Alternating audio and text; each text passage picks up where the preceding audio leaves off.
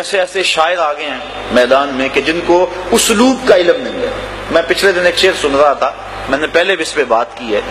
وہ پتہ نہیں کس قسم کا وہ شعر ہے، اس کا آخری مفہوم ہے کہ رب آکھے سونا میں بخشاں گا امت بس تو نکی جی ہاں کر دے۔ ایک تو دیکھو کیسا بازاری لفظ ہے، اور نعت میں اس کو جو ہے وہ کس طرح مندرج کیا گیا ہے، اور پھر اس نعت کا جو تاثر ہے وہ یہ ہے کہ رب بخشنا چاہتا ہے، محبوب ہاں نہیں کر رہے۔ رب کہتا ہے میں بخشوں گا تو ہاں کر، جبکہ معاملہ تو یہ ہے کہ محبوب عرض کر رہے ہیں رب حبلی امتی امتی۔ تو یہ باب معاملہ کدھر اور معاملہ کس طرح الٹ کے رکھ دیا گیا، لیکن پڑھنے والے بھی پڑھ رہے ہیں اور سننے والے بھی سبحان اللہ پکار رہے ہیں، نہ پڑھنے والوں کو سمجھ آ رہی ہے نہ سننے والوں کو سمجھ آ رہی ہے۔ اور اگر کوئی سمجھنے والا پاس بیٹھا ہے وہ بولتا نہیں، میں بولوں گا تو خشک ملا کہلاؤں گا، یہ ڈر اور یہ خوف اس کو حق بیان کرنے سے روکے ہوئے ہے۔ اپنے بھی خفا مجھ سے ہیں بیگانے بھی ناخوش، کہ میں زہر حلال کو کبھی کہہ نہ سکا کند، بات وہی کہتا ہوں سمجھتا ہوں جسے حق، نئے ابلہ مسجد ہوں نئے تہذیب کا فرزند۔ انسان کو حق کہہ دینا چاہیے، اور نعت کے معاملے میں یہ بڑا نازک میدان ہے۔ عرفی ایک شاعر ہوا ہے، وہ کہتا ہے عرفی مشتاب کی رہے ناقص نہ صحرا، عرفی مت دوڑ، یہ نعت کا میدان ہے، کوئی صحرا نہیں ہے کہ منہ اٹھا کے جدھر مرضی چل دے اور جو مرضی کہتا پھرے، یہاں قدم قدم پہ احتیاط ہے۔ ادب گاہیز زیر آسماں از عرش نازک تر،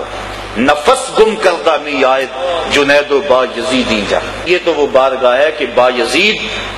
بستامی رحمت اللہ تعالی علیہ اور جنید بغدادی رحمت اللہ تعالی علیہ جب اس چوکھٹ پہ آتے ہیں تو سانسوں کو روک کے آتے ہیں۔ یہاں تو سانسوں کا شور بھی بے ادبی ہے، لے سانس بھی آہستہ کے دربار نبی ہے۔ یہ حضور کی چوکھٹ ہے، یہاں سانسوں کی جو چال ہے اس میں بھی فرق نہ آنے پائے اور وہ بھی بے ترتیب نہ ہونے پائے، اور یہاں تو سانسوں کا شور بھی بے ادبی تصور ہوتا ہے۔ تو نعت خواں جب نعت پڑھ رہا ہو اس کے تصور میں ہو کہ میں حضور کے مواجہ کے سامنے کھڑا ہوں، اور پھر اس تصور میں ڈوب کے اپنے الفاظ کے زیر و بم اور اپنے کلام کا انتخاب کرے، اور پھر اس کی جب دھڑکنیں صلی اللہ بن جائیں تو اس کی زبان سے نکلا ایک ایک جملہ دلوں میں ترازو ہوتا چلا جائے گا، اور وہ نعت صاحب نعت کے قریب کر دے گی، اور جب نعت سے اٹھنے والے گھروں کو لوٹ رہے ہوں گے وہ سینے میں عشق رسول کی دولت لے چکے ہوں گے۔ کاش کہ ہم جو ہے وہ اپنے نعت کے انداز کو اس انداز سے مرتب کریں کہ حضور علیہ الصلوۃ والسلام کی محبت کے پھیلانے کا نعت ذریعہ بنے، نہ کہ اس کو گانے کی دھن پہ۔ دیکھیے نا، یہ تھک دان ہے، اس کے اندر اگر کوئی بندہ کسی کو دودھ ڈال کے دے دے مہمان کو، پیے گا؟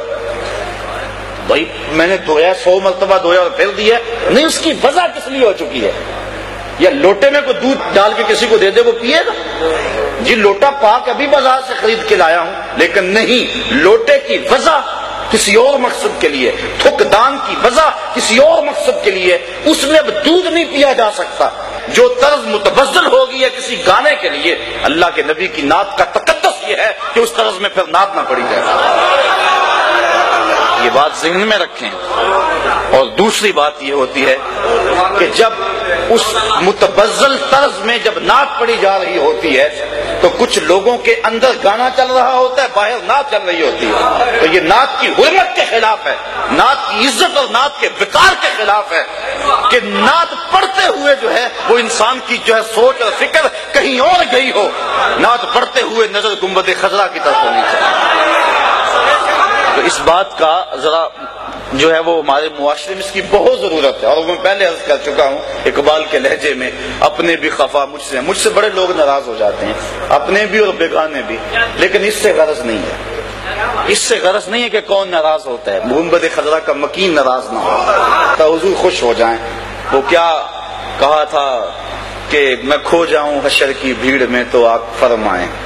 میں کھو جاؤں حشر کی بھیڑ میں تو آپ فرمائیں، ہمارے در کا ثاقب تھا گدا ہم نے نہیں دیکھا،